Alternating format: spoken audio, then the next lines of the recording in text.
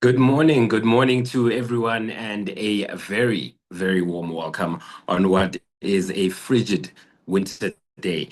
Thank you for joining us for today's special Teacher Appreciation Support Program webinar, A Hero in Every Classroom, Deputy Minister in conversation with young teachers. My name is Terence Kala, and I not only have the absolute pleasure of being the Acting Director for Communications at the Department of Basic Education, I have the absolute pleasure of serving as your Program Director for this morning. An absolute pleasure it will be, and thank you to the team that have put this together. Now, before we begin, I want to just run us through a few housekeeping rules. Now, it is important to remind you that your microphones and cameras will remain off throughout the duration of the webinar. Now, please make use of the Q&A function to submit any questions that you may have. Now, the webinar is being recorded, and it is important to note that at the end of the session, we will be appreciating your feedback as well through a very short survey.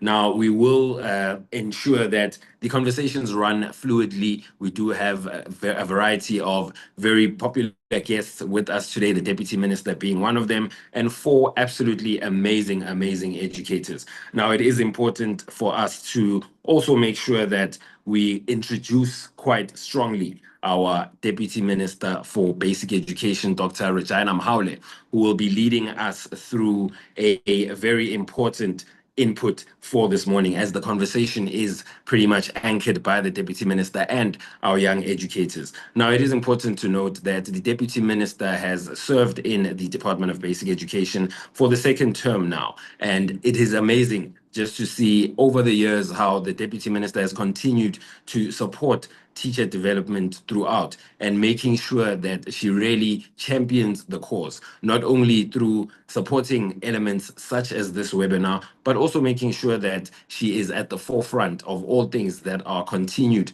professional teacher development. Now, she is, as mentioned, serving for the 2nd time in this term as Deputy Minister, and we would like to introduce to you the Deputy Minister of Basic Education to give us her inputs and her keynote on this webinar as we begin and as we kick off. I would like to introduce to you the Honorable Deputy Minister for Basic Education, Dr. Regina Mhaule.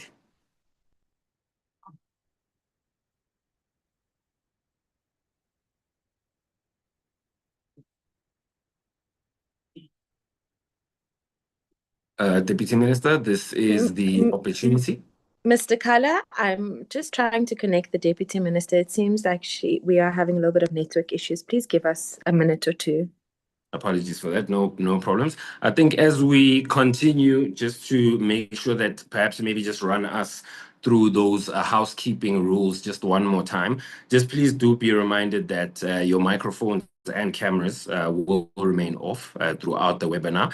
Now, it is important that the chat function at the bottom of your screens will allow you to submit any questions that you do have. Please do make sure that we keep the language succinct and making sure that the questions are directed at any of our speakers. We do have 4 amazing speakers, as mentioned, educators and principals from across the country. Now, it's important to understand that these are young educators as well, and we do hope that they will also give insights into how they got into teaching, but also what it is that motivates them on a daily basis. I think it's important for us also to look at the aspect that we're only just a few months away from our Teacher Appreciation Month of October, and this essentially forms part of the ongoing appreciation that the sector wants to do and showcase that continued professional teacher development and appreciation, in a sense, is something that we can and must do on a daily basis. So this conversation really about young people and the Deputy Minister really anchors that hope and that desire, and really showcases the department's desire to really make sure that we showcase that we support our educators on a regular basis. I think I'll also take this opportunity just to remind everyone that we are open for the minister's award as well for the NTAs. And please do spread that message far and wide. Applications, or rather nominations, close on the 3rd of July. So it is important for us to get as many of our educators nominated for that Minister's Award. And please do visit our website, which is education.gov.za, to be able to just get a little bit more information about that and make sure that we can celebrate all of our educators. Tech team, I just want to check if perhaps maybe we do have the Deputy Minister on the call.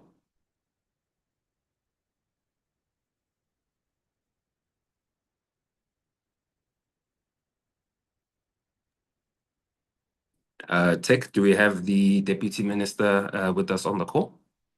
Deputy Minister has joined. Fantastic. Thank you very much. You can just give me a guide if the DM is ready to engage with her contributions for the morning.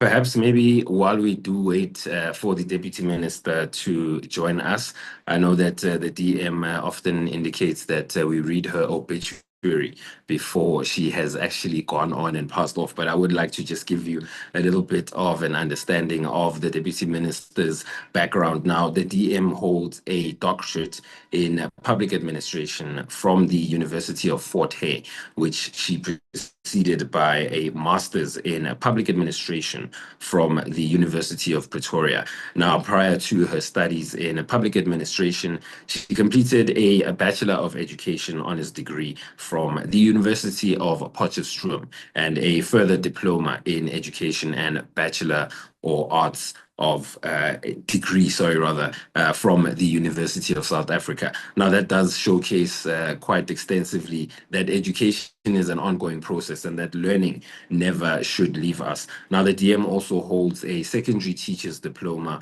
from Ngwenya College, or from Ngwenya College of Education. Now, over her extensive career, the DM started out her career as an educator in 1980. So you speaking to the DM today, you're speaking to a former educator as well. And in 2000, after having served as an educator for more than 20 years, the DM was appointed as the Speaker of Council at the Mbombela, the Province of the Rising Sun local municipality. Now, a position she occupied until 2003, when the DM became the Executive Mayor of Administration and Licensing at the Mpumalanga Provincial Government for Roads and Transport. Now, in 2019, she was appointed as the MEC for Education in the Province of the Rising Sun, Mpumalanga, a position she held until February 2018, when she was appointed as the Deputy Minister for International Relations and Cooperation. Now, on the 29th of May 2019, DM was appointed as the Deputy Minister of Basic Education, a position that she continues to hold up until this point. Tech team, I just want to check perhaps maybe if we do have an opportunity to bring the Deputy Minister onto the platform.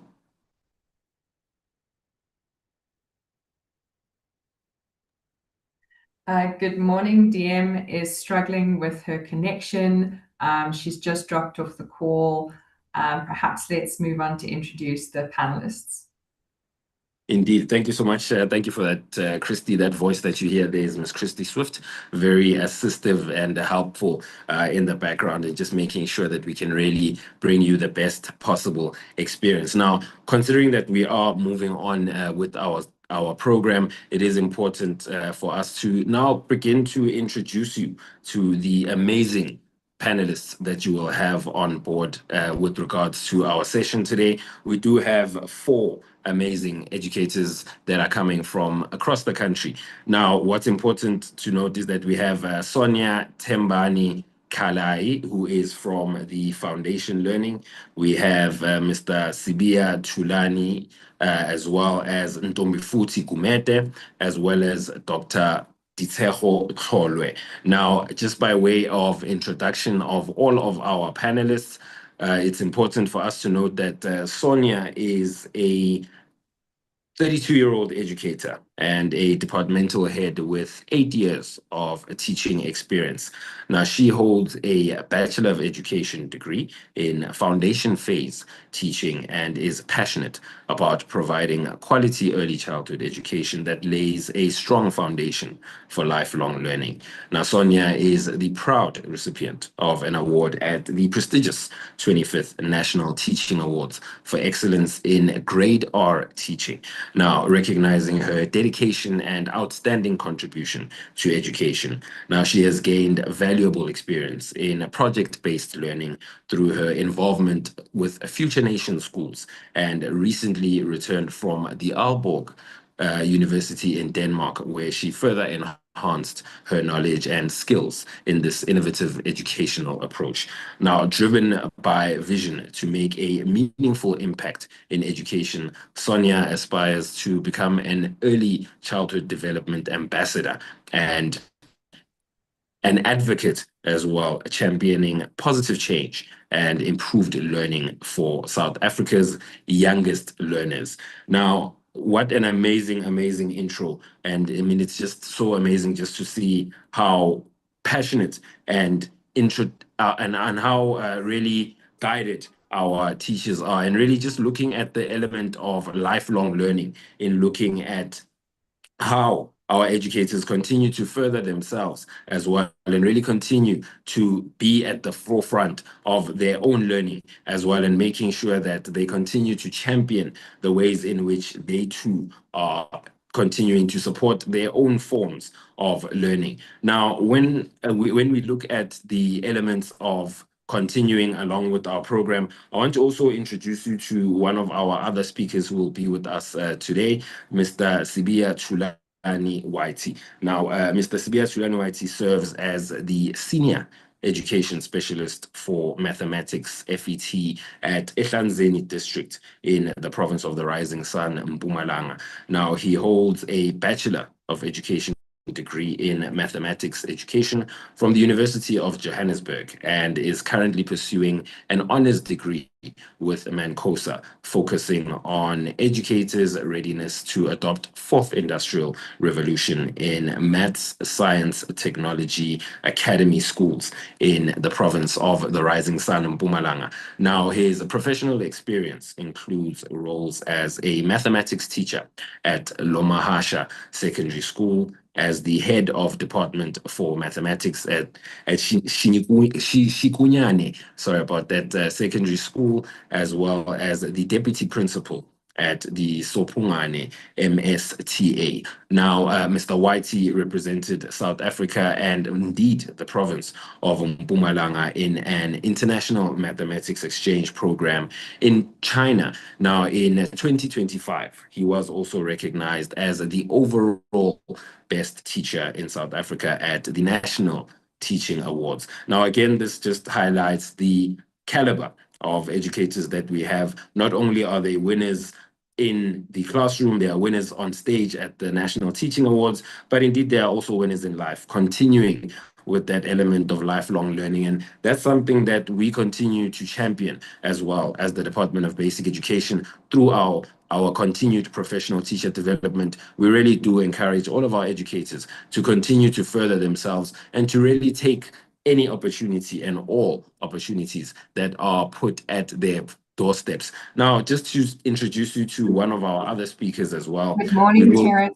Apologies for interrupting. We have Deputy Minister on the call.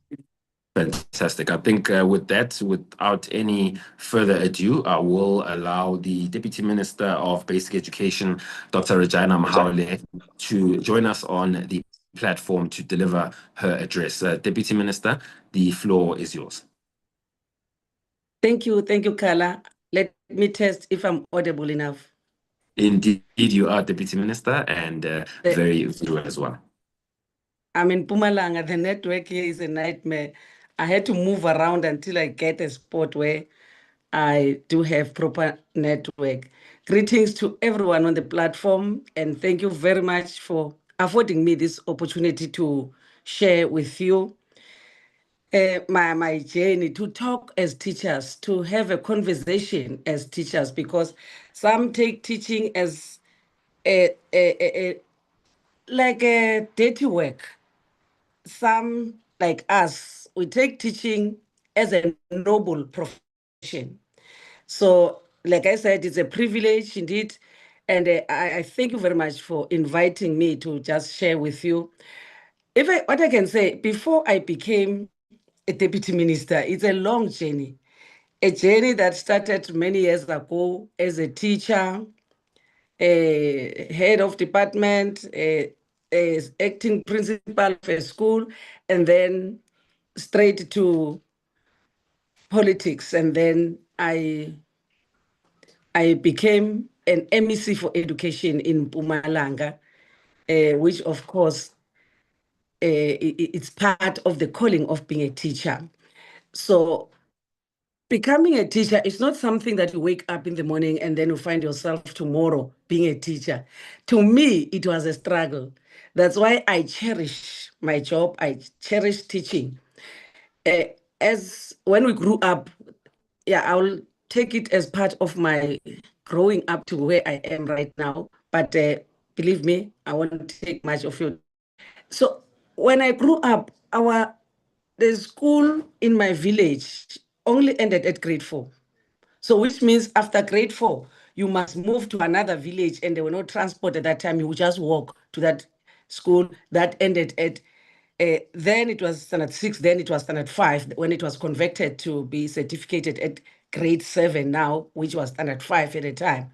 Then again, when you finish there, the next school is about over 6 villages. Still, there was no transport, but you just fight your way to say, I am going to school. Then until I passed what we called at that time standard 8, which was Form 3. Then you end. That's the end of the journey. You can't go anywhere. Then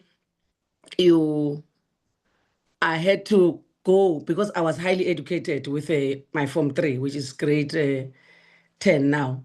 I was highly educated. Then there was a school. Most of the teachers there had standard 6. So when I came there, it was myself, the principal, and 2 other teachers who possesses that highest grade. So I taught there. Then my mom said, no, continue. I want you to go to school. You save money. Don't buy anything, not even clothes. So I was a teacher who's wearing clothes like I'm going to the maize fields. Then until she said, now the money is enough, my daughter, go to matric, because what I want from you is matric. Then I went to a high school, which is far away from home. Then I had to be in the boarding because I had money, which my mom helped to save. Then I went there. The only thing as an incentive that you'll get there, I was among the top learners. I was second, or the 2 of us were the top learners when we were writing our matric. Then the principal, the gift that he could give me was to say, come and teach here. Because most teachers in that school also had only matric. Very few would possess a certificate. Then I said, let me go home. If I can teach here, because here is very far. I went back home. I taught at home. Then seeing that some teachers, at that time, the standard 6 teachers were being removed. If they were given an opportunity, but those who do not adhere to that opportunity, they were moved from the system. Then the lowest grade now was that Form 3 or standard 10 at the time. Then they were inspired by me that I taught at a level with them. Now I went to do matric. Then most teachers were inspired. Then they came to say, let's go to matric like Regina. Then as they went to do matric, I went to the college after teaching for some years there. I then went to the college to qualify now as a teacher. So as that teacher, as a young teacher, I remember very well when there are meetings, because these other qualified teachers would call us unqualified teachers. And that inspired me, because though it sounded negative, but it made me to say, I want to be a teacher now, not an unqualified teacher. Then that's what pushed me to go to the college. And when there are causes or whatever meetings of the department at the time, the principal will send me, "Principal, I'm just an unqualified teacher. Why are you sending me to represent the school?" Said, "No, Regina, I trust you. Every time you go to a meeting, when you report, I understand what you have reported. So don't feel like I'm pushing you because you are unqualified. To me, you are more than qualified." I said, "Wow." And that inspired me too, because I was angry at the principal. So how can, I took it as an abuse. So after talking to the principal, feeling that, oh, I'm a good teacher, it means I'm a good teacher. Everything he would say, "Regina, do this. Regina, ma'am, do this." Then I started to appreciate more, teaching more, to say, let me go and be a qualified teacher. Then I came back as a teacher. So as a teacher myself at a time, what I can say even to you, but it's unfortunate because I'm talking to teachers. When I'm talking to people who didn't go to school, they become so inspired because I tell them that you cannot outgrow education. Education, there's still a time. Every time there will still be a time for you to improve yourself. So I never stopped learning. When I came, most teachers, of course, teaching at a secondary school, I started by teaching grade 12, of course, and I was appointed same year to go to my standard. Your high standard, then my high standard is grade 12. How do you mark a grade 12 paper when yourself you are at grade 12? I felt that also pushed me to say, let me not stop. Let me lift myself up. Then I started my distant learning through UNISA to do my BA because I wanted the highest standard, at least BA. I said, I want to write a number. And which me to say, you can't pass because there are so many teachers who tried, but they didn't make it. So UNISA is very difficult. Anyone who was passed, he said, yeah, that one was very brilliant. I said, if there's someone who passed, then I will pass myself. Then I recruited 2 more teachers because I couldn't do alone. Then we studied and we completed our degree in 3 years as if we were at school. So then and then until where I am.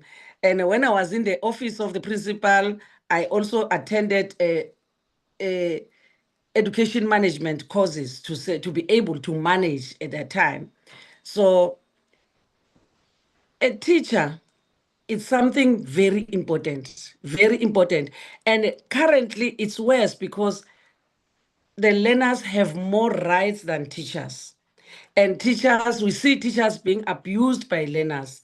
And that, it downgrades the noble profession of being a teacher because what children are doing is not what's supposed to be done. Because when I was in the teacher union, we traveled the whole world, not the whole world, or some major countries.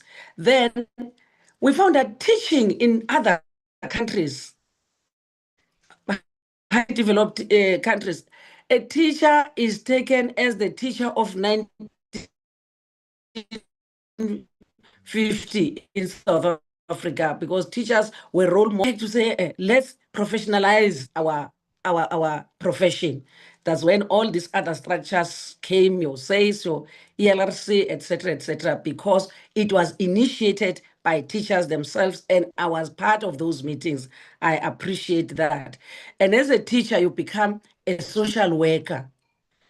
A social worker at a time, you become a doctor or a nurse, you become a parent, a physical parent of a child, because the children come to school with so many challenges, especially the child-headed families, those that are as taking care of their grandmothers. You can see as a teacher, if you are a teacher, not just because there's no any other job, you may not be able to see these things. But if you are a teacher inside, teacher at heart, you are able to see a child who slept without eating. Then the next day you bring a food for that child. So I'm saying the teacher must be inside. The teacher must be caring for these learners. The teacher must shape the learners into responsible adulthood, because we are not only teaching numbers and figures and this, we are teaching them to be responsible in their future. So, and when you look at the today's teacher and today's learner, but not all learners are bully to their teachers. There are those learners that are highly respectful to their teachers, and they want to see themselves as something else tomorrow. So the 22,000 teachers and 2,000 learners, those learners really are very curious, are not like us that would sit down and listen to the teacher and just take everything what the teacher is saying.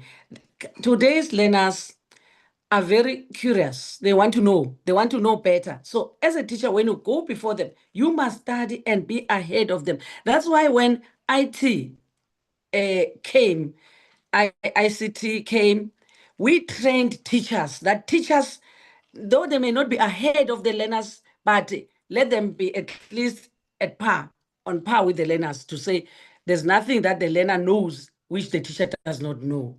When they converse or they take conversation, it shows that both the learner and the teacher, they understand, and the teacher sometimes understands more. That's why everything comes in. We train the teachers first before it's taken into the classroom. Teachers must teach the children to be very creative.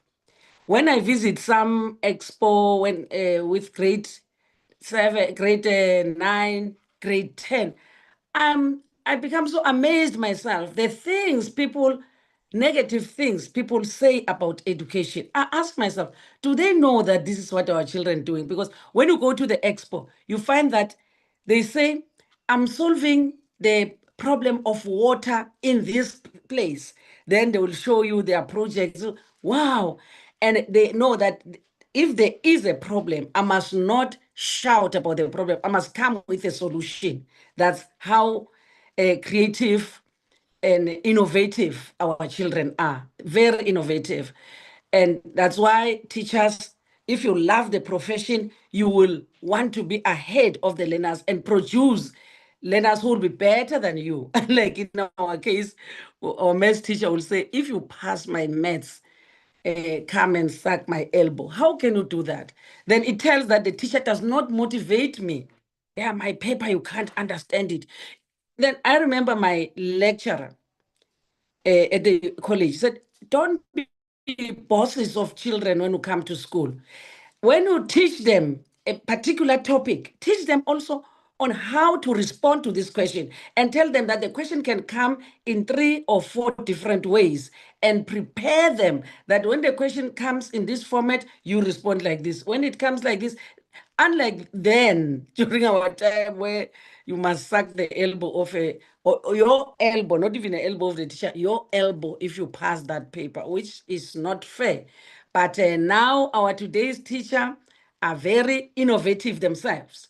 When we see the young teachers teaching, sometimes we as old teachers were taught to dress formal when we go to school, and these young ones, they will put on jeans. And I always say to principals, please don't condemn them, allow them. And they are able to narrate with their peers better than us as old people. So we appreciate that. And our children need to be resilient. If you listen to my story, it's full of resilience. Because if I allowed the situation could not at all allow me to be a teacher. So, but resilience pushed me to say, I want this, with the support, of course, of my mother, which I say, I dedicate everything to her, though she's sleeping, may her soul rest in peace. And our children must have the children must have digital confidence, which their teachers are teaching them critical thinking, empathy, collaboration, and communication. And today's children are not like us, that they will just keep silent and listen to the teacher. Like I said, they are very curious. So they communicate. As teachers, we must give them space to communicate with us. They must not be afraid of us. They must trust us. They must believe in us. They must know that when I go to my teacher, I will get an ear that will listen to me and advise. So, as I indicated, that technology is changing quickly. So, as teachers, we need to move that we incline ourselves, just really not like some of my peers who must work hard day and night to be able to know how to use technology. So as teachers, we must help learners to use technology wisely, because this technology has its negative side. If we just allow them to say, "Hi, this is a world of technology," they'll be exposed on the things that will bring unintended consequences to them. So let's monitor them. This message I always say to parents: don't say, these children of nowadays, they say in their cell phones. When you go there behind, you go to your child's bedroom, he's not on teaching, on learning or practicing anything. They are on something else which will divert them from their responsible future to something else. So in my case, I have two teachers that I still remember. I say to primary learners and teachers, primary teachers, please be responsible and be a role model for your children. The teacher that you don't forget is your primary school teacher. When you come at secondary, now we learn the change of periods, that you don't have to know your teacher, because when they come with a subject content, they come with with work that you do work. So there's no connection between the teacher and the child unless the child pushes and the teacher is able to listen to the child. But at primary school, there is a close relationship between the teacher and the child, because you teach me even to speak. You can have been taught at home to speak, but the proper pronunciation, articulation, and all this, we are taught by our primary school teachers. So, like I said, I have my primary school teachers, as they are still alive. We were fighting at primary. I was not to be honest, I was not that easy child to raise. My teachers were suffering, were chasing me, were doing all this. But now they are my parents. They love me. Every time I say, "Hey, when I Regina, you used to trouble us a lot," but that's how primary school children are. But they were patient with me and they were able to raise me to, even today, where I'm sitting, I still give credit to my primary school teachers, the two ladies who are still alive. They are my mothers. I talk with them as if I talk to my mother. So, as I say, that learners must remember their teachers, whether primary or secondary. As a secondary school teacher, you can build a relationship with a child if you want. And even a principal, you can build a relationship with your children. They know you. If we visit schools now, some principals, when they arrive, the children say, "Oh, sir!" They shout, and you can see that they love their principal. And they love the principal because the principal loves them. So don't become a teacher who is just worksheet. It's work and work and work. No. Don't just become a teacher who's assessment based, that, yeah, it's assessment tomorrow. And even when we say it's assessment tomorrow, then the children start fearing what they are going to face tomorrow. So I'm saying our teachers are a production of the future. The teachers are the production of the future of our country and any country. That's why government will invest more in education. Some teachers, though, they look upon some people outside, they look down upon the profession, but they come from that profession. Engineers, when you are an engineer, you think you are more special than your teacher because your teacher is just a teacher. You come from the hands of those teachers, entrepreneurs, doctors, artists, everybody. We are the builders of the country. The economy cannot grow without the input of the teacher through these young ones. We cannot have good engineers if we don't put good ethics upon our children. And we will have good ethical officials who will not, when they have been appointed to do the work, they think of taking these things home. So we are so fortunate at teachers because the only thing you could steal was a chalk. So when I steal a chalk, what am I going to do with a chalk at home?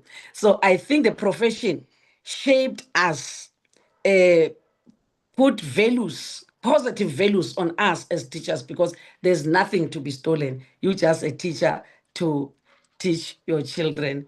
I thank you very much. I think I've exceeded my time. I'm looking forward to hearing to some of you when we speak. Thank you. Deputy Minister, thank you so much. Thank you so much for those insightful inputs and those insightful reflections. I think there's so many valuable lessons that we can learn from your insights. And I think one of the main lessons that I'm taking is that I wasn't that bad a child in primary school. If the Deputy Minister was also berated for being a bad girl, then I don't feel so bad for being a naughty little boy in primary school. But thank you for that. I think you've definitely shared with us so many valuable lessons. And I think just the element of resilience, I think, is something that is so important. I think any of the educators on the platform and also from our panelists as well, I think one thing that you will see coming across very strongly is that element of resilience and that element of continued professional development. I think just hearing DM about your reflections of also, I mean, starting out so young as an educator and also being in a space where you were also then, in a sense, educating and marking the scripts of your peers. I think that is absolutely amazing.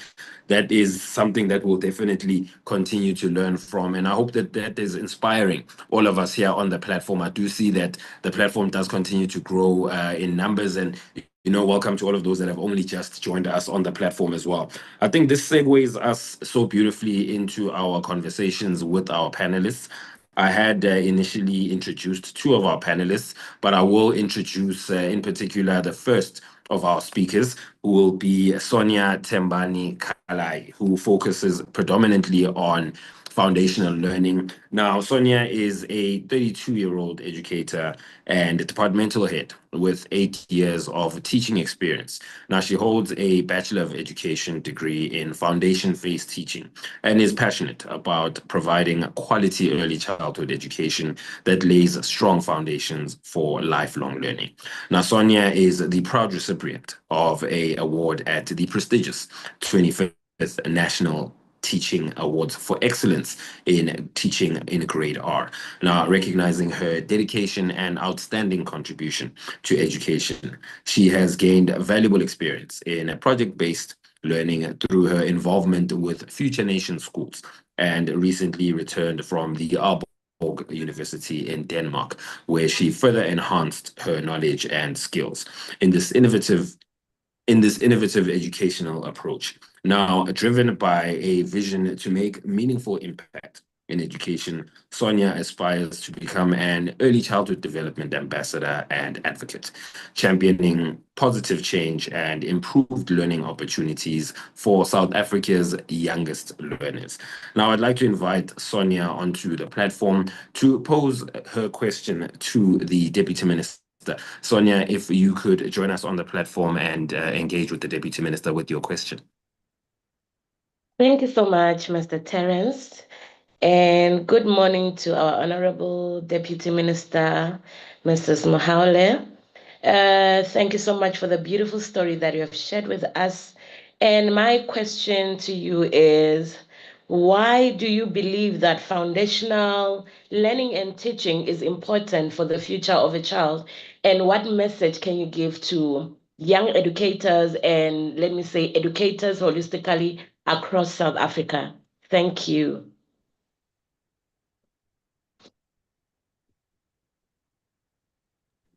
Terence, must I respond now or wait for other questions? Deputy Minister, we will request you to respond after each of the questions are posed to you by each of our speakers. Please feel free to respond now, Deputy Minister. Oh, thank you. When I narrated my story, my background, it tells that I spoke more of foundational learning, though it would not have been termed as such. But I believe with me, I taught all the grades, fortunately. When I taught during my first phase of grade 10, I was teaching grade 1 and 2. There was no grade R at the time. Then when I taught at my second phase, I was teaching from grade 6 to grade 9. So, and if you there, you will never fix it. I remember when I was still teaching, I'll give you an example. There was a recitation that called two little black birds sitting on a wall, one named Peter, one named Paul. Then the children, the first teacher who taught them before I came, he allowed them to say one name Peter, one name Paul. When I tried to correct, to say no, not name. So when I say start, two little black birds, one name Peter, one name Paul. So you cannot remove. So in isiZulu bathi ligotshwa lisemanzi, because the foundational learning are the foundations of learning. Everything is topped from what you got from the early learning. So I'm saying we need to strengthen early learning. We need to train our teachers to teach and to teach in their mother tongue. Because our young people, when they pass and they want to go to universities to train as teachers, most of them, they don't want to take foundation phase. That's why you find ourselves having shortage of foundation teachers. All of them, they want to teach the at FET level because they associate foundation, I don't know whether with weakness or dullness or whatever. But I'm saying the foundation, even if it's a house, if the foundation is wrong, that house will not be intact, will not be strong. So let's encourage. We've started, of course, not we are encouraging, and it will come with some form of incentives that let's take early learning a serious foundation phase, as serious, because if we appoint teachers who are trained at FET to teach foundation, they don't have that knowledge of teaching the young one. So to them, they will equate the young one with the older children. So I'm saying let's take foundation serious.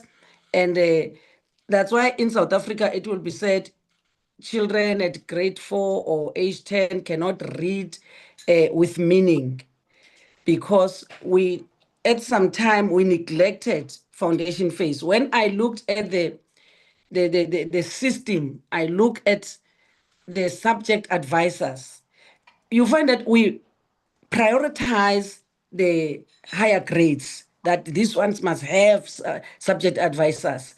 But when they say hey, there's a moratorium on this, we say we can handle the foundation phase. Let us put all the senior and FET phase system to be intact. We are not doing justice to the system. We need to have subject advisors to support our teachers, to assist them in teaching the young one, in teaching them to read, to identify numbers, to identify this, to calculate at the very early age. When they grow up, this thing, it becomes part of their life. So foundational learning is very important and very crucial, and even more than grade 12, because if we strengthen the foundation, then they walk nicely to grade 12. Thank you. Deputy Minister, thank you so much for that. And I think just to echo the sentiments that you have made, I think it's quite important for us to also look at even the mode that the sector itself has given to early childhood development. I think since the migration of ECD from our sister department of social development, we've continued to make significant strides. And I think what you're saying is really echoed by the work that your administration continues to do, particularly around campaigns such as the Banapele ECD mass registration drive, but also putting it at the forefront of forums such as the World Economic Forum Education Accelerator, and hopefully looking at the work that we'll be doing a little bit later this year as well with some of our sister countries, making sure that we put early childhood development at the forefront and really change some of the metrics that we have seen in some of our previous benchmarking tests. Now, Deputy Minister, I would like, and the floor indeed, I would like to introduce you to the second speaker who will come on board and pose a question to the Deputy Minister, Mr. Sibiya Thulani Whitey. Now, this is certainly someone who I would have needed when I was in high school, because he is the Senior Education Specialist for Mathematics, FET at Ehlanzeni District in Mpumalanga Province. Now, he holds a Bachelor of Education degree in Mathematics Education from the University of Johannesburg and is currently pursuing an honors degree with Mancosa, focusing on educators' readiness to adopt the fourth industrial revolution in mathematics, science, in Maths Science Technology Academy schools in the province of the Rising Sun, Mpumalanga. Now, his professional experience includes roles as a mathematics teacher at Lamuhasha Secondary School, the head of department for mathematics at Shinyukane Secondary School, and the deputy principal at Sopungane MSTA. Now, Mr. Whitey represented South Africa and indeed the province of the Rising Sun, Mpumalanga, in an international mathematics exchange program in China in 2025. Now, he was also recognized as the overall best teacher in South Africa at the National Teaching Awards. Without any further ado, I would like to invite you, Mr. Sibiya Thulani, to please pose your question to the Deputy Minister. Morning, everyone, and thank you so much, Terence Kale, for actually the opportunity. And morning to our Honorable Dr. Regina Mhaule, our Minister, our Deputy Minister for Education. My question to you would be, Deputy Minister, our learners are growing up in a rapidly changing digital world. How can teachers prepare learners for the opportunities of the digital age, while helping them navigate challenges such as misinformation, cyberbullying, and online safety? I thank you. Yeah, so Tulan, your question to me, it seems like an answer.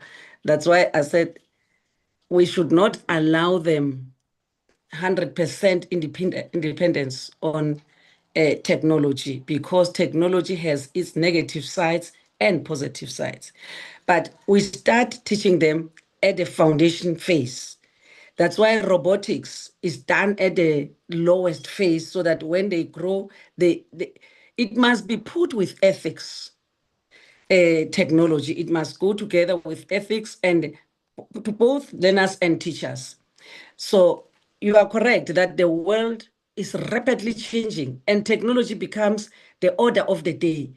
The meetings we attend nationally on e-learning, it tells that we must protect our children from cyberbullying, from abuse of technology, and that we train our teachers.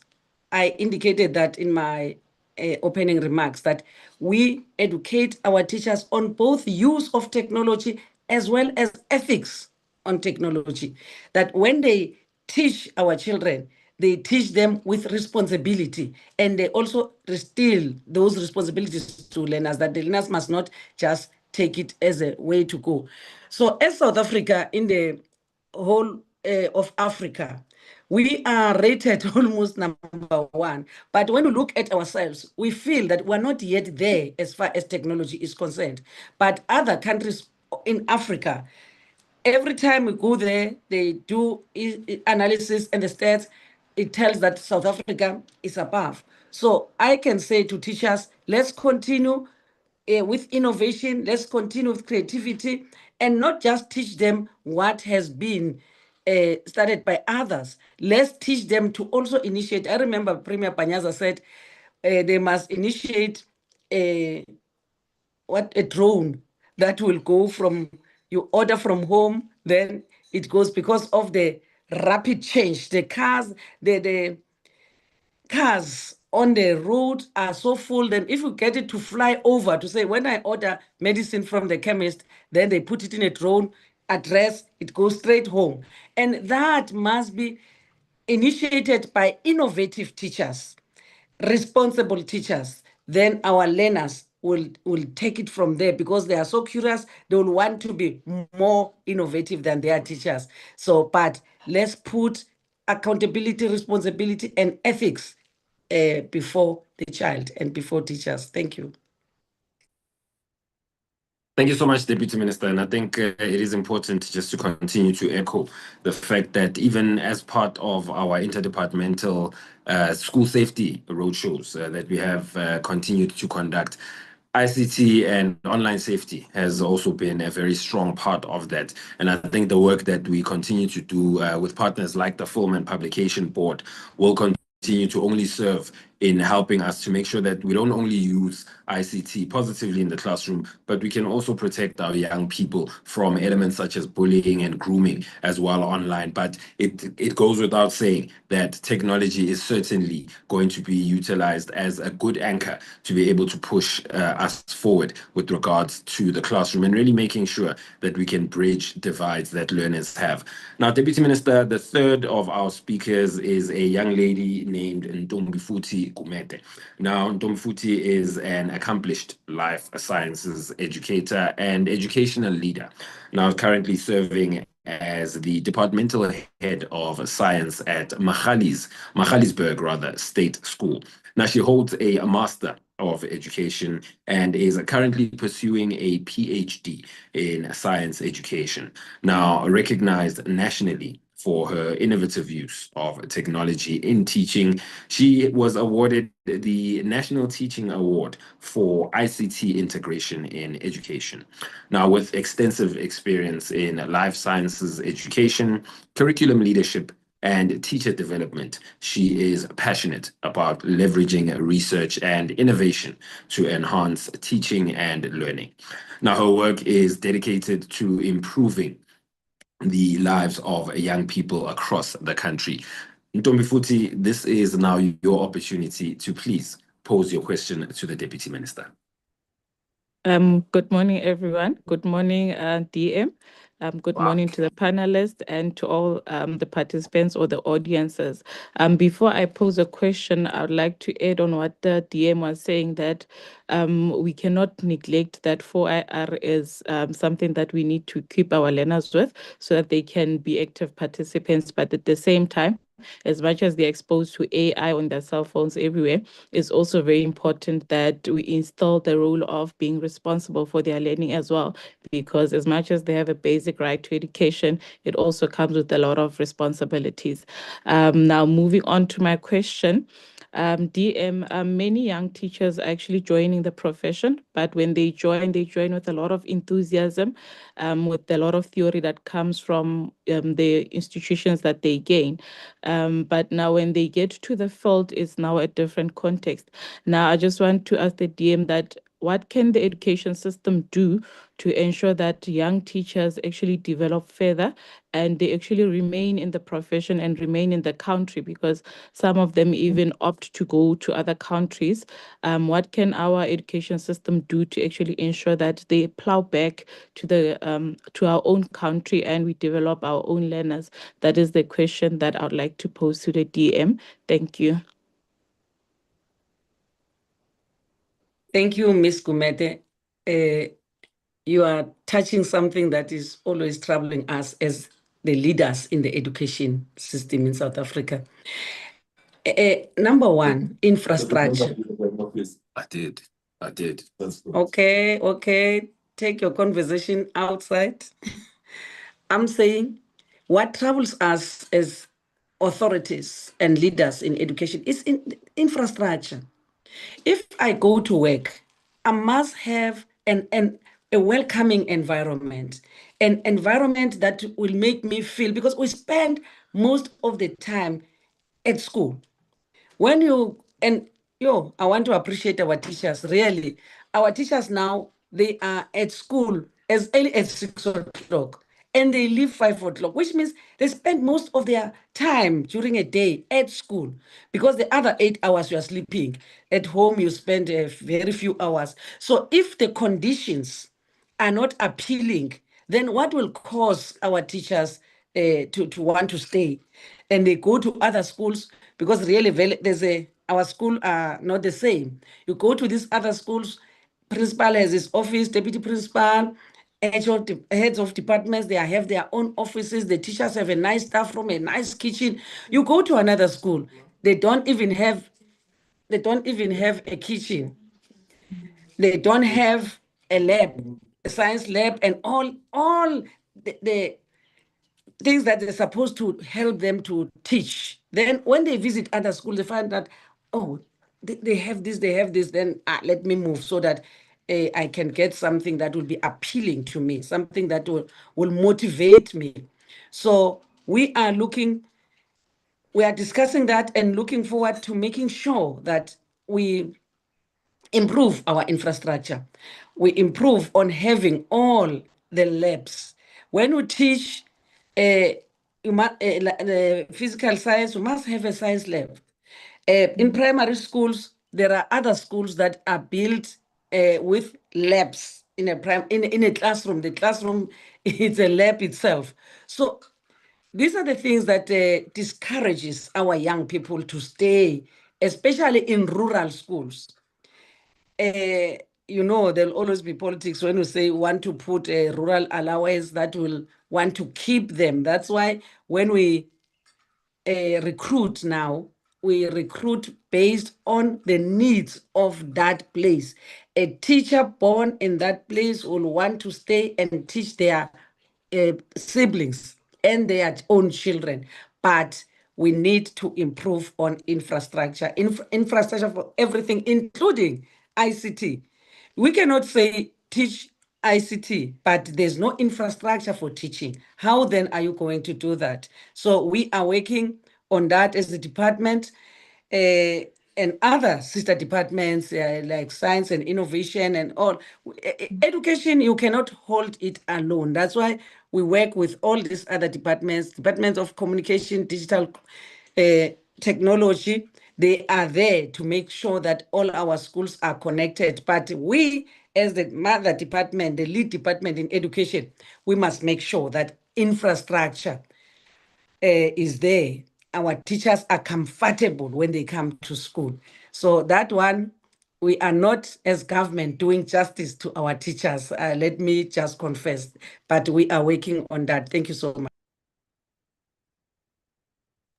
Thank you so much, Deputy Minister. And I think it is important for us to say that, the work that the department continues to do is on an ongoing basis. And I think the colleagues definitely at Continued Professional Teacher Development and indeed at our entire teacher development unit work very hard and work very closely, particularly with our provinces and schools, really to make sure that we can continue to support our educators. But thank you so much for that response, but also thank you so much for the questions that we've had thus far. I want to take us into the final speaker for the questions that will be posed. I think this is a gentleman after my own heart. I think looking at the stylish nature with which Dr. always presents himself. Now, Dr. Ditseho Tlolwe is an accomplished educational leader with over 3 decades of experience in teaching, school management, and system level leadership.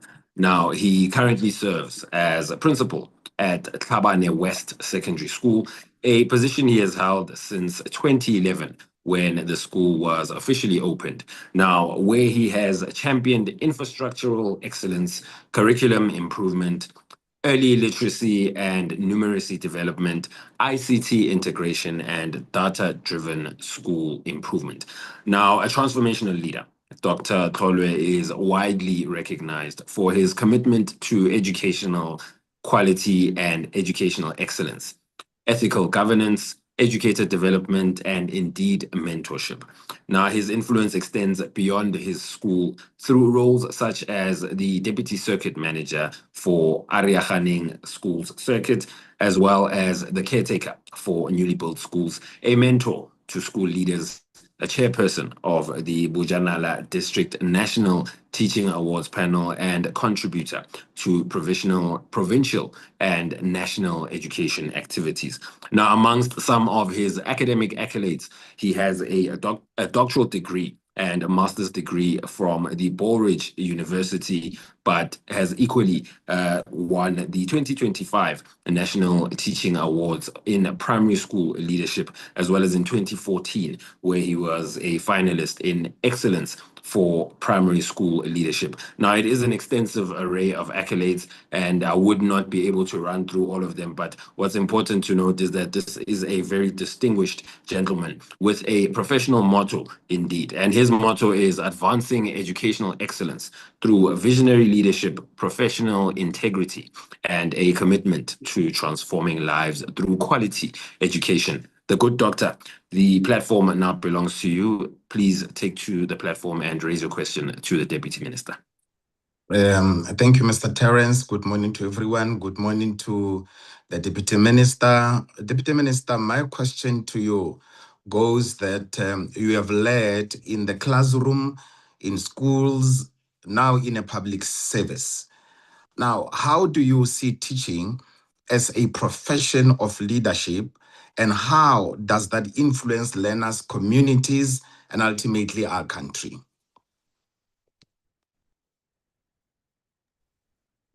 Dr. Chloe, what I can say, if you look at a teacher is very dynamic. A teacher can respond to any situation. A teacher is a leader at home, a leader in the society. Our societies, they still regard teachers as the role model. That's why if one teacher gets drunk in public, it becomes a woo in the whole community to say, hey, teachers are drunkards or what, because they expect a teacher to walk like a waterpass or a ruler, a straight line. Yet a teacher at the same time is a human being. But being human being as we are, we must also know what the trust that people have on us for their own children. If I can say, when we were introduced to say, the Deputy Minister is a teacher. I remember sometime I was a Deputy Minister for the Department of Foreign Affairs. And I didn't do history at school. I knew nothing about the world and its politics. Then now, after being an MEC for education, being a teacher for more than 20 years, whatever years, and now I'm MEC of education. It means these people, her whole life was in education. Now, why do you put this person as a Deputy Minister for Foreign Affairs? Then in Foreign Affairs, the diplomats, they look at your CV, then they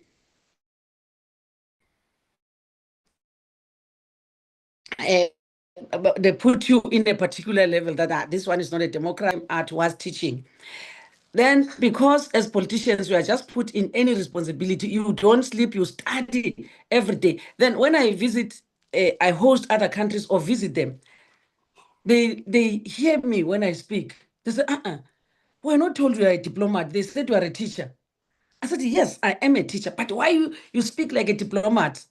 So that's the kind of a teacher. You are put in any situation. You acclimatize yourself to that situation. Even President, I remember one day, I was with him. When they introduced me as a teacher, he said, yeah, I taught as a private teacher. Everyone. And when we look at ministers in other departments, they are teachers. Minister of Science and Technology is a teacher. Minister of Environment, now she's where is she? Minister Barbara Chrissy is a teacher, but she's doing well in that space. In my province, my premier, when I was MEC, Titi Mabuza, may his soul rest in peace, is a teacher and was a good teacher. That's why when he held the province, he held it as an MEC, as a premier, and as deputy president. He was like, he's the person. So That's how teachers are. In the department, when you look the structure of the department, 90% are teachers. 90% are teachers. And the department is running very well, very well. And all the departments in provinces, they are run by former teachers. All other departments other than education, they are run by teachers. So it means a teacher is a torchbearer. A teacher can open any way for people to flock, and the country has trust in our teachers, and they have confidence in the teachers that they can do the work. Thank you so much. Thank you so much, Deputy Minister. And I think indeed, thank you so much, Doc, for that question that has really just put us so importantly and pointed us with regards to the importance of leadership. I think I want to actually throw that question at you as well, Doc. I think when I look at your imagery and the way in which you present yourself, all I can say is I see Menir. And I want to just ask you the same question. I mean, how does teaching as a profession of leadership influence learners and communities? We have spoken about that element of education being a societal issue. And how do you believe, Dr. Chloe, that this influences learners and communities? Thank you, Mr. Terrence. Firstly, I would say that, teaching shapes learners in the sense that the learners that we come across in different schools, as teachers, we've got access to them, and then we can help them to build their own confidence. And also, over and above that, also to develop values within them, to know that for you to be able to interact and live with other people globally, you must have values. So it's our responsibility as teachers to ensure that these learners are taught values. And over and above that, we have a chance to unlock the potential within every learner. Every learner has got something good inside of him, and that learner needs a teacher who will be able to unlock that potential. And over and above that, in terms of the communities, teaching as a profession has this ability to can transform a community. Because remember that if you come across a learner, teach that learner, impact that learner, change that learner's life, immediately when one learner's life changes, it means there's a change in the family. And when one family changes, automatically it means there's a change in the community. And when one community changes, it means our country has changed. So this is the serious and the biggest responsibilities that has been laid upon us as teachers. So we have to empower the learners that we come across in different schools. Thank you, sir. Thank you so much, Doc. And I think a similar question I'll throw to any of our other panelists, maybe that might want to take a bite at that one, the importance of leadership and how that also impacts on our communities. I don't know, from our panel, is there any of our speakers that would like to jump in and take that question as well?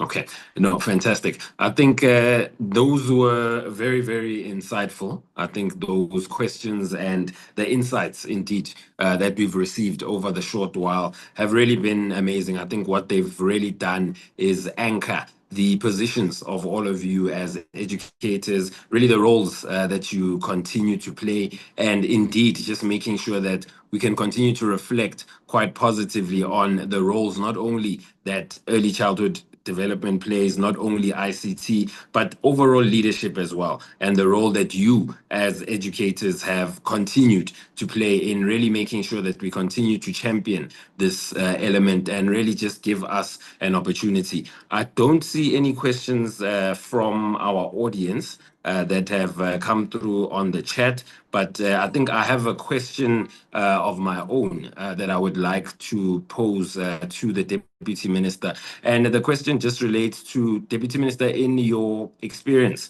as an educator and indeed as a political leader within education, what do you believe over the past 10 years has been the greatest stride that the basic education sector has made?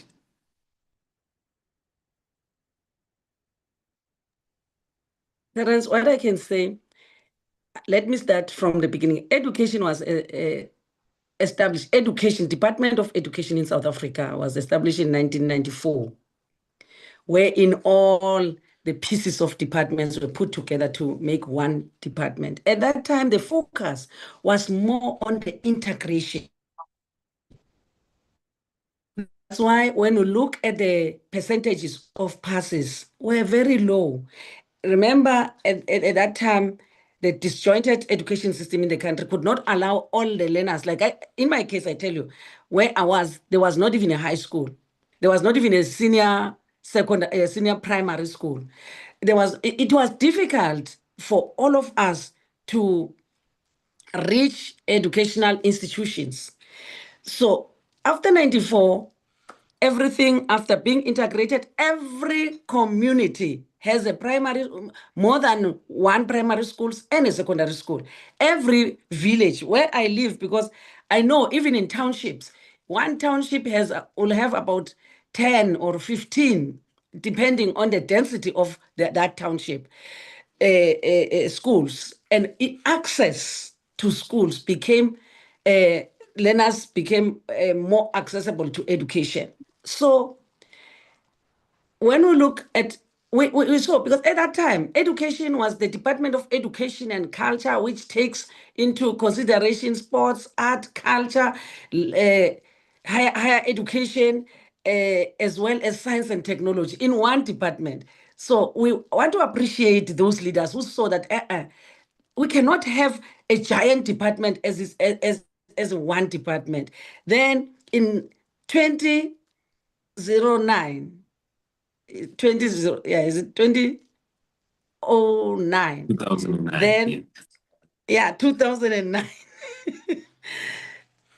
When basic education was established, it was basic education, higher education, and higher education. And sports at that time had already been separated from education and culture. Then they saw again that when you have higher education, science and technology, or science and innovation, it's still, the focus will not be there. They separated higher education and science and technology to say science and technology, focus on science and technology, not only in schools, but in every area, in sectors of our sectors of economy in South Africa. Then that happened. Now basic education started to focus now on basic education. And since we started focusing on basic education, results got improved and access increased. Then that's when we saw that there's no coherence when early childhood development is with the Department of Social Development, because they give it to communities, some they make them play and sleep so that they will get the grant from the department. So now let's bring it to education. It's a conversation that started since 2009, but it took longer for it to be established. That was done in 2018 to say, let it officially come to the Department of Education so that we are able to incorporate the curriculum of learning at a very early age, that when even they play with learning, everything, and they are able to associate life and learning. That is one and the same thing. So when we looked after being attacked by COVID-19, we all thought that the results are going down, because as they were going up, we're not very sure that are we going to stay there? Are we going to be consistent? Are we going to maintain this? Then when COVID came, I remember at the time we locked ourselves with the minister to say, hey, but this COVID now is disadvantaging us by removing the gains that we have of upward mobility in the basic education sector.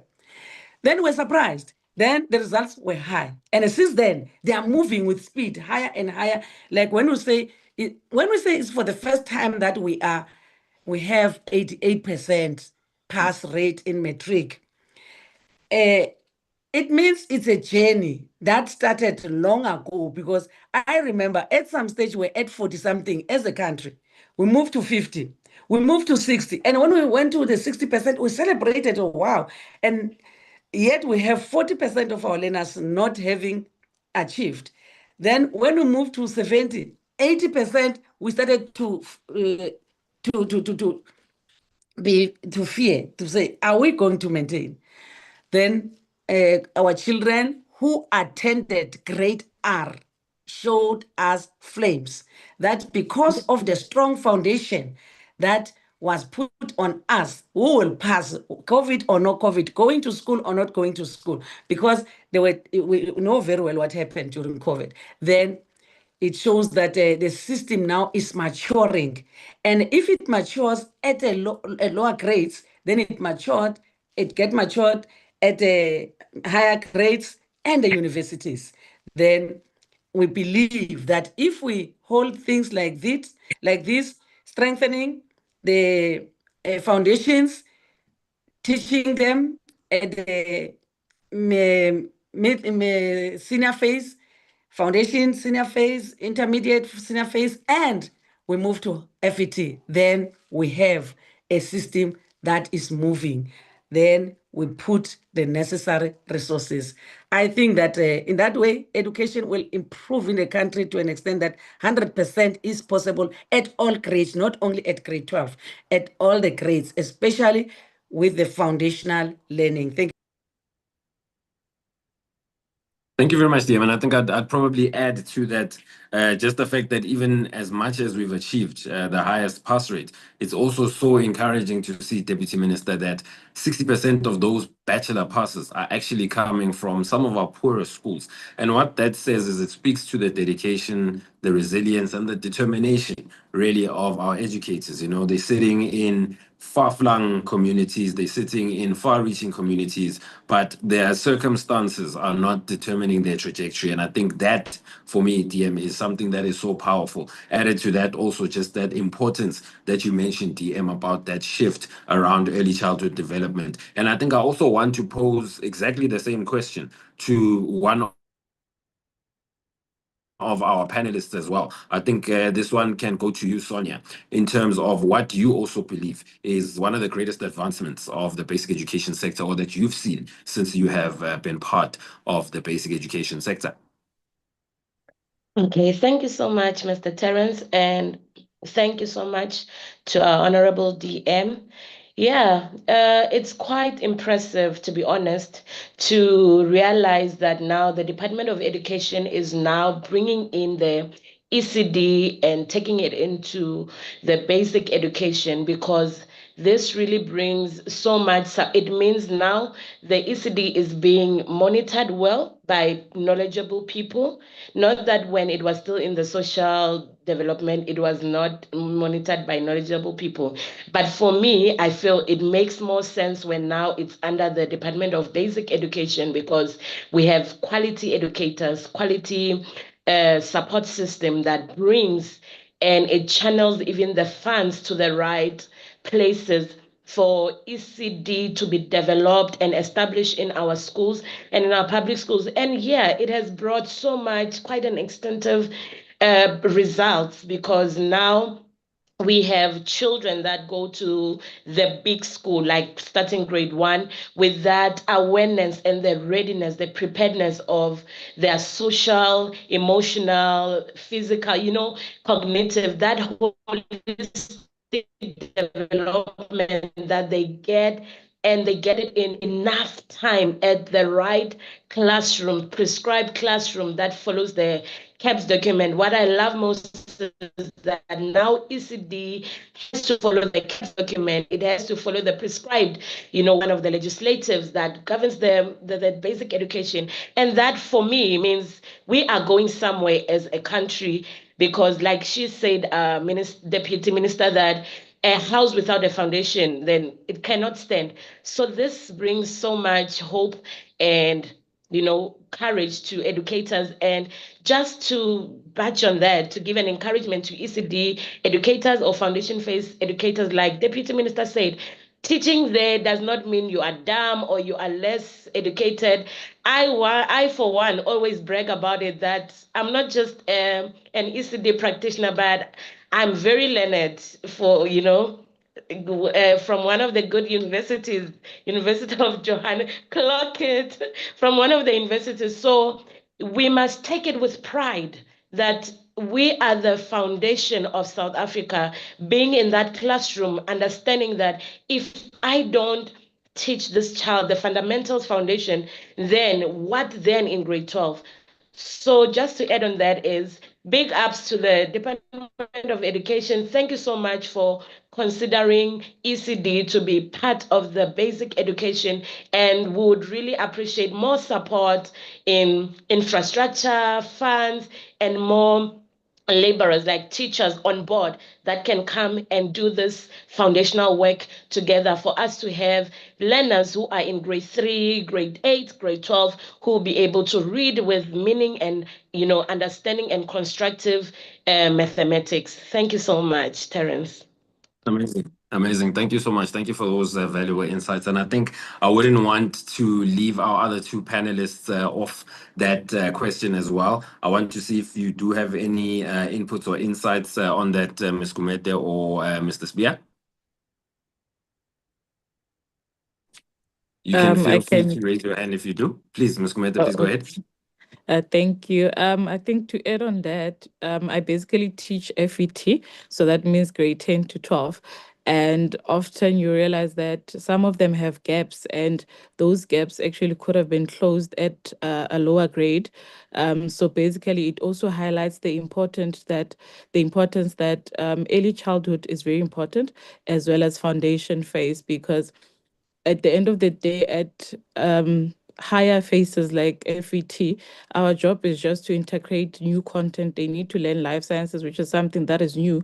But when it comes to writing their names, when it comes to the basic concepts, they have to come with those from lower grades. So like the DM said, education is a system, it's integrated.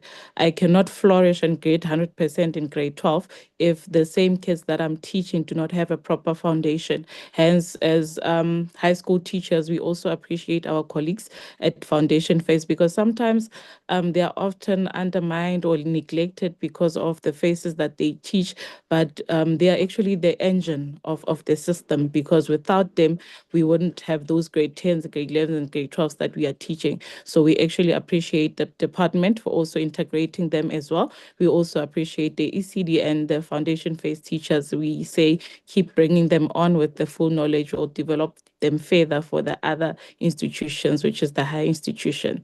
Thank you. Thank you so much. Thank you so much. And I do see that we do have a question from our audience. Deputy Minister, this question will be directed to you. The question comes from Mpho Sahola.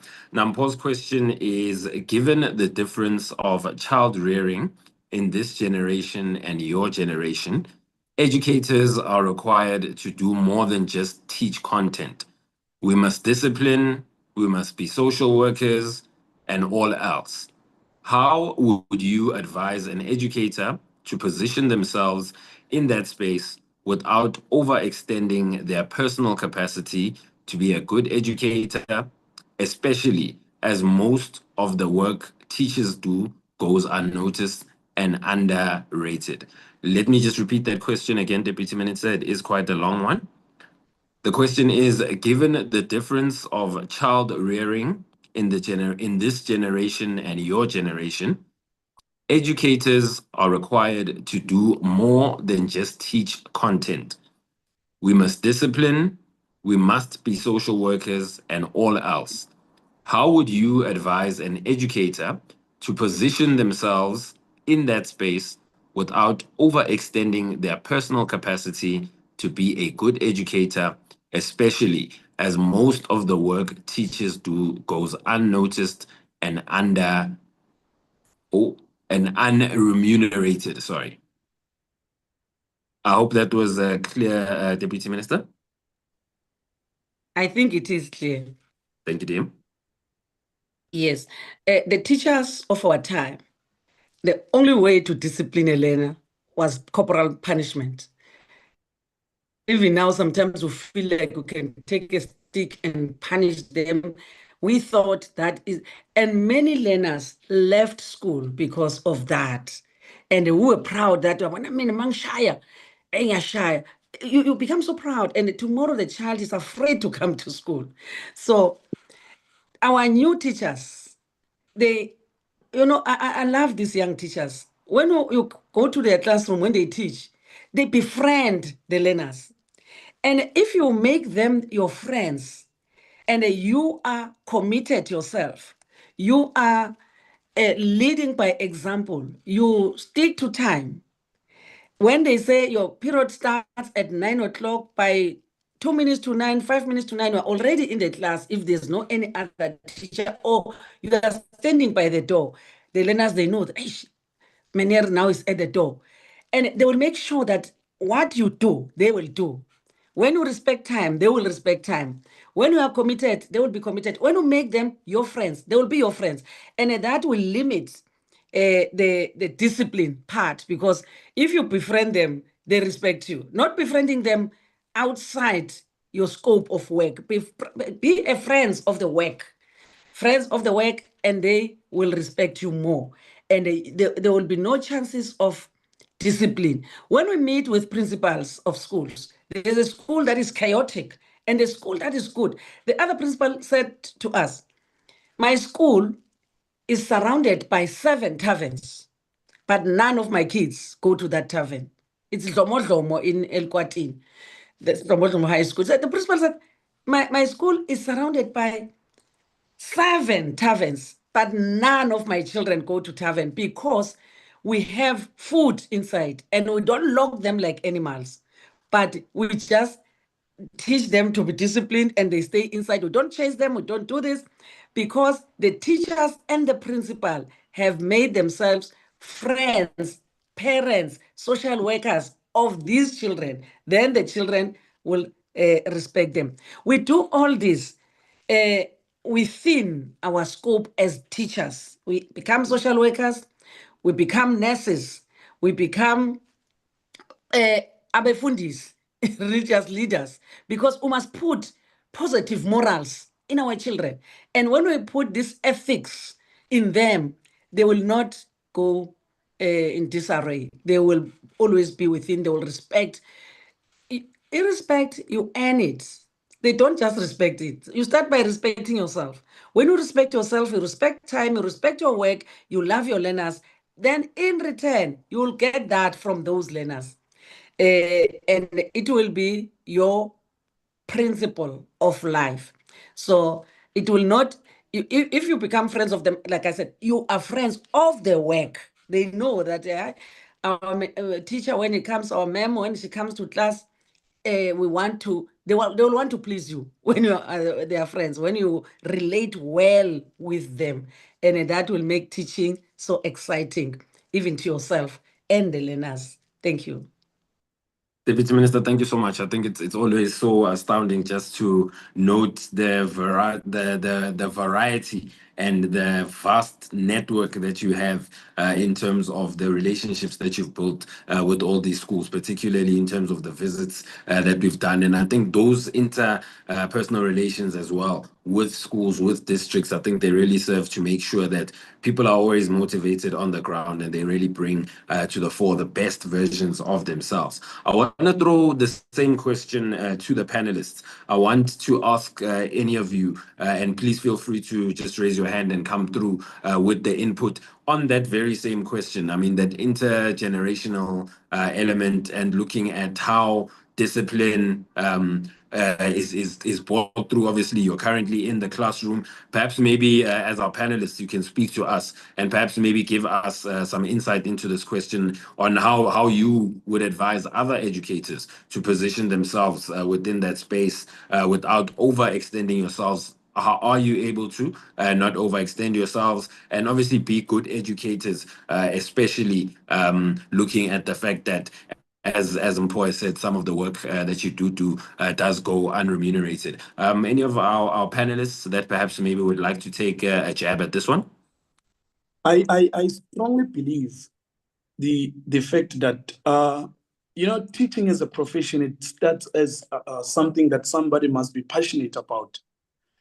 So it becomes easy to actually work with a number of learners. I taught for a number of years in a deep rural area, and I produced quality results in 3 different schools.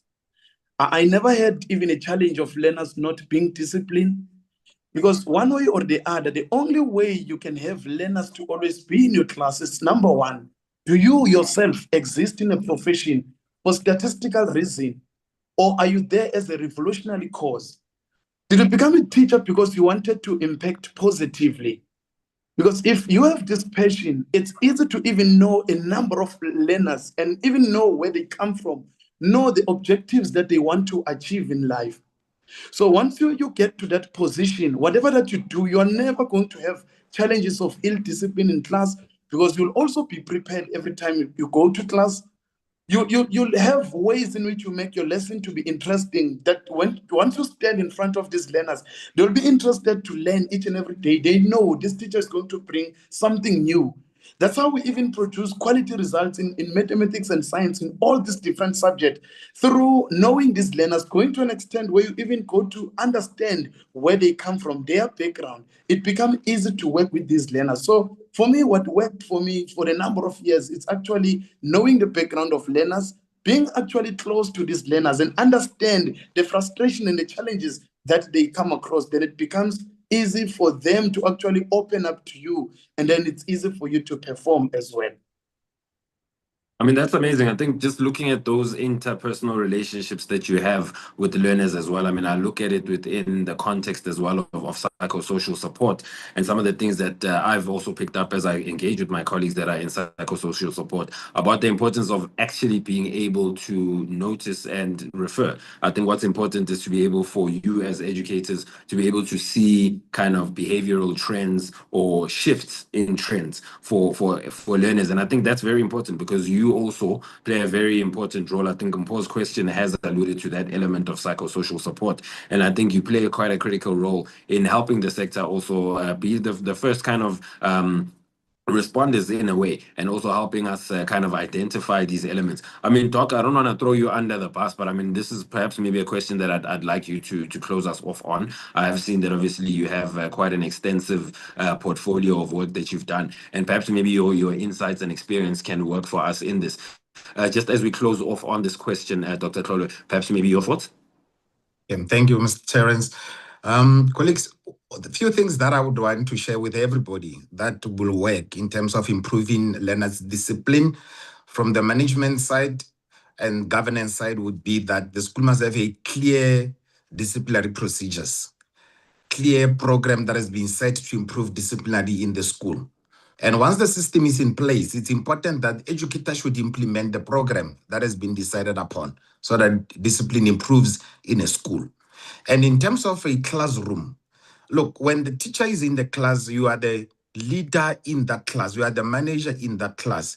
Set clear classroom rules. First time you come into this classroom, first time you meet the learners, be clear to them to tell them, this is what's going to happen in our class. This is how we talk to each other. This is how we behave. In that way, you are not just like throwing them in a vague space, but they know this is what is expected of us as learners. And one of the important things that already also I've seen it working is to liaise with parents. Why do I say liaise with parents? Some of ill discipline is being created by some situations that are happening at home. Sometimes as teachers, we are not aware of them. So immediately when you liaise with parents, talk to them, you'll get to know the background of what's happening at home, what causes this ill discipline. You know, there's one psychologist who I attended a conference like the past weekend of FETSAS. One gentleman shared an important information in that conference to say, some of the ill discipline in schools is created by, for example, a space at home. You'll find it's a family of 10 staying in a 2-bedroomed house. So cramped space psychologically end up affecting a learner. And this, it will be evident in school as a learner does what is not expected of him. And also, again, it's important that as a teacher, be approachable to learners, but be firm. Be approachable, be firm. I heard DM mentioning it, that most of our young teachers, I like the way that they liaise with learners. Their classrooms are so enjoyable, but there are others who really, he might come to their level, but the teacher will still be firm. Learners will still behave in that particular classroom. And finally, don't scream to learners, talk to them. Screaming it's not a solution, but being polite, calm, talk to them. They are human beings. They are children, but they are human beings. They'll understand what we are saying. Thank you, Mr. Terence. Amazing, amazing. Thank you so much. And I think it really does show that you yourselves are leaders in your own spaces. I think your insights are so valuable. And I hope that everyone on the platform is really learning so much. I think this is all about sharing best practice, but also about hopefully inspiring someone who's on this platform as well, you know, to go out there and make that change and make sure that they also create positive spaces within their classrooms. We are beginning to reach the end of our webinar. And I think, Deputy Minister, just one final question so that you can also leave us with the message as well. DM, what role do you believe young educators play in shaping the future of South Africa? And finally, what message would you like to leave those just beginning their careers with? Terence, young teachers must take themselves as teachers. They must respect the older teachers, but not be afraid of them. They must be able to extract what they have inside and put as part of the programs of the school. And they must also participate in all programs of the circuit, district, province, and national, because we need the young minds. We might have stuck in the old thinking, but when they come in, they will tell us what is better for the education to be uplifted. So I'm calling upon young teachers, because every time they speak, I hear that, wow, they are leaders in their own right. They have their minds and they understand the new environment, because they've just exited the schooling and the university system. They're still connected with that past, and they know exactly what students want, what learners want. They must bring all those things on the table. See, now when sometimes when I visit these international meetings, I'm surprised. I'm old myself, but I see older, very old people talking ICT, which they can't even open their computers. I say, my God, is this going to take that country forward? Because the ICT and all the AI is led by us older people. How can we be as innovative as the young people? It can be. On the work that wants them to come in, we as adults must open way for them to give their input. I'm saying to teachers, it's not wrong that we've taken this noble profession. We advise young people to say, take teaching as a profession of your choice, because a teacher builds a nation. You become so happy. Even myself, I'm so happy. Everywhere I go, I find my student. Oh, ma'am, I come this side, ma'am. So, and it can tell that I've built societies. We have pilots, we have doctors, we have engineers, we have all this. You can name them, all those lucrative professions, but they come from us and they still respect us. So let's all put our heads together, make sure that we change the education to respond to the changing dynamics of the world. We must not be left behind. And every teacher is important. Young teachers and those, encourage your peers, those that are still at school, to take teaching as their profession of choice. Thank you so much.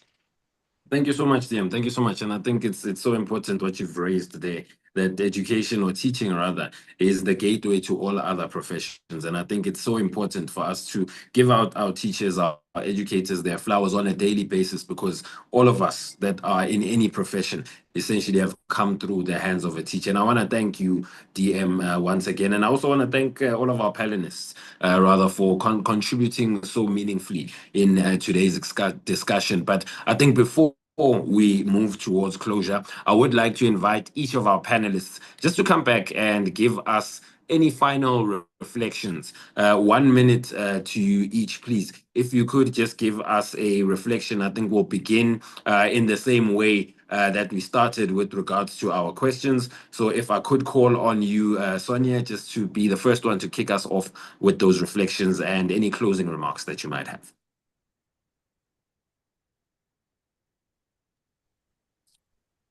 Thank you so much.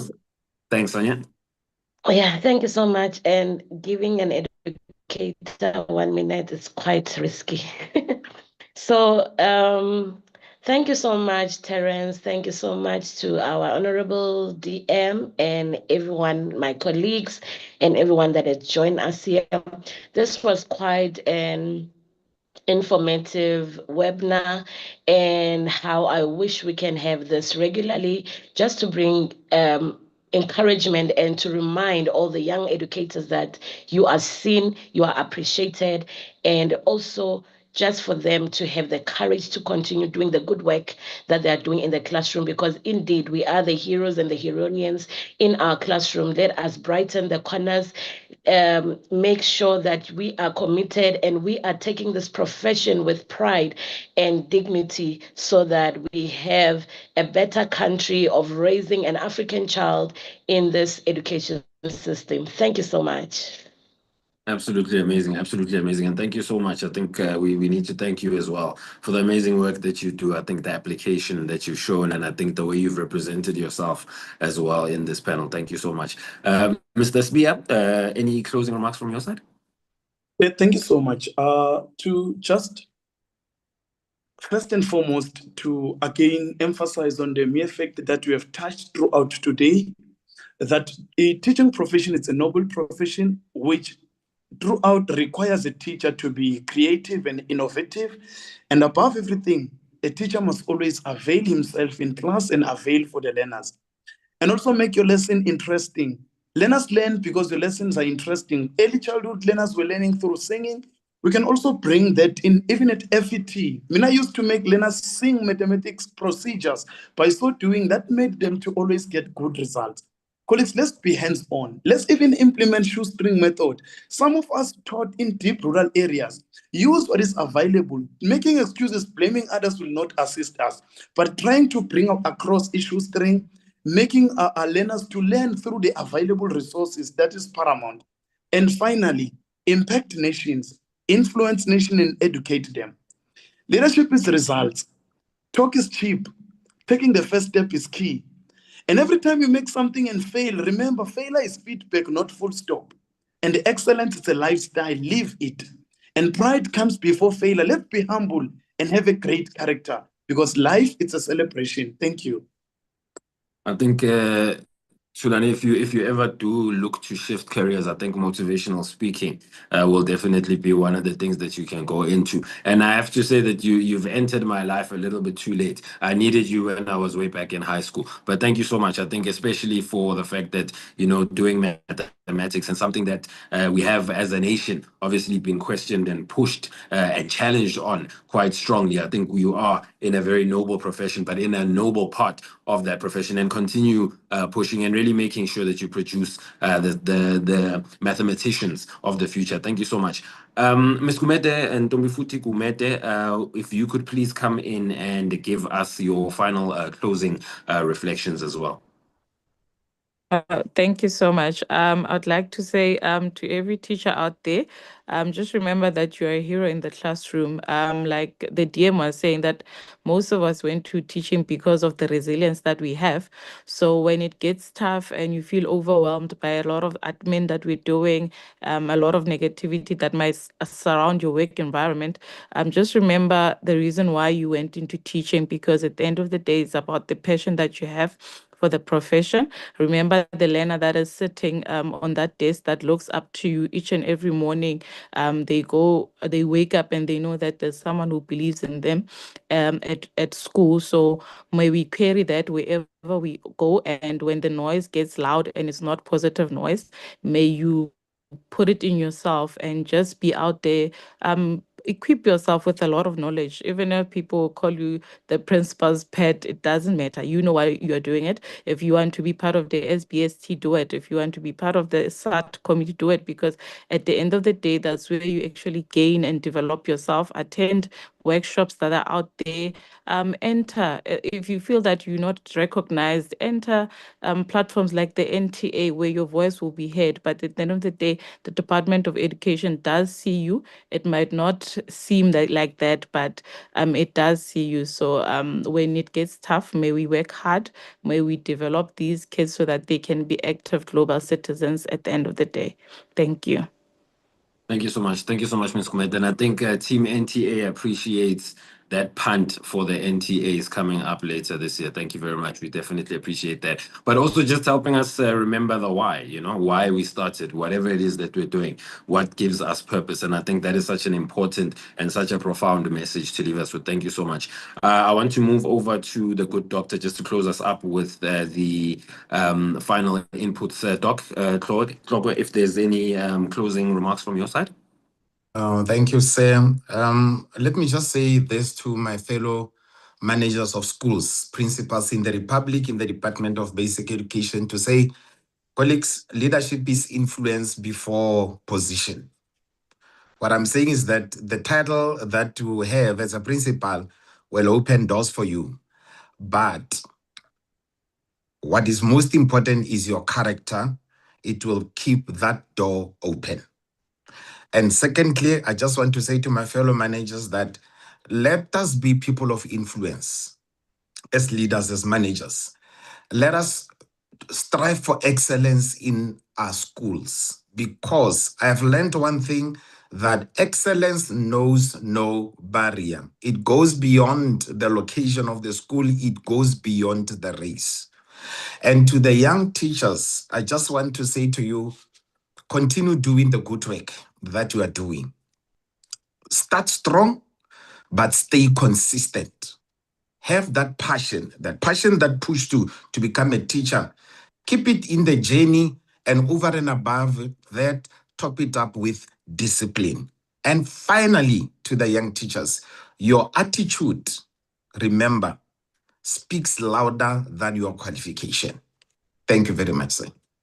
I mean, spoken like a true leader. Thank you so much. I think there's so much that we can learn, not only from those closing insights, but just from your insights as a whole. And I think we can also learn the importance of color coordination as well, because we do need to look presentable, just like yourself. Now, Deputy Minister, once again, thank you so much, not only for your generosity, your time, but for your wisdom as well, and for your continued commitment to educators and all teachers in South Africa. Now, may I invite you, Deputy Minister, to deliver your closing reflections as we move towards the end of our webinar. Thank you so much, Carla. I believe that it's like you can have these webinars and open it to other teachers, so that what is spoken here, it must be received by other teachers outside there. So it's just unfortunate that the platform can handle such a number, and none that schools are closed. It would have been good that we talk to all the teachers. We bring these best teachers here to talk to their fellow colleagues. Because some of us, we have just joined teaching for money. It's work to us. I'm going to work. You take the children as tools, as bricks, as whatever, and not take them as human beings. And forgetting that you are here to build a future. And that future is built from those children. So as teachers, as we keep on sharing these good practices, we'll make better teachers. As I indicated earlier on, that let's keep on recruiting young teachers into the system. You see, now I'm crying as I see Utulani. I was even now preparing to visit his school again for him, just for him, because to me, he is the best teacher ever. Not only because of the NTA awards, but I saw him in action at his school. He's a leader. He's doing everything. But now he left that school. I cried, oh my God, what's happening to that school? But we appreciate, we are not saying young people should not be promoted. As I said earlier on, that we need to promote them to be able to align the education system with the future of the world, to respond to the future of the world. So I'm saying to young teachers and all teachers together, because there are things that even if you are maybe vibrant or maybe innovative, that you must get from the older teachers. Allow them to teach you the old pedagogy, but at the same time, we trust you in content. That when coming to content, we don't doubt you. But as we keep on working together, integrating with the older teachers, then we become best pedagogics. So I'm saying we are looking forward to another webinar that will be involving more teachers. Now we're discussing with good teachers, want to discuss with those disillusioned teachers. They tell us what is it that is discouraging them, what is it that is making them to be demotivated, that we share these good practices with them, that we are able to fix what is not right in the system through their experiences. Thank you so much. And thank you to all the participants and the active participants. I can see we're at some time more 250, now we're at 245. You are all important. You are all important. We may not talk all of us at the same time, but those that we shared here, we know that it represents you and it represents your aspirations as teachers. So you can write to Terence and make recommendation proposal on how should we take the webinar forward in the near future. Thank you so much, and may God bless you all. Thank you so much. Thank you so much, Deputy Minister. Thank you not only for being with us, but really just for sharing your insights and just sharing your journey. And I definitely hope that if not one, but all of the people on this platform have been inspired, not only as educators, but just as professionals and as South Africans as well, just to be able to champion the cause of education and take it forward.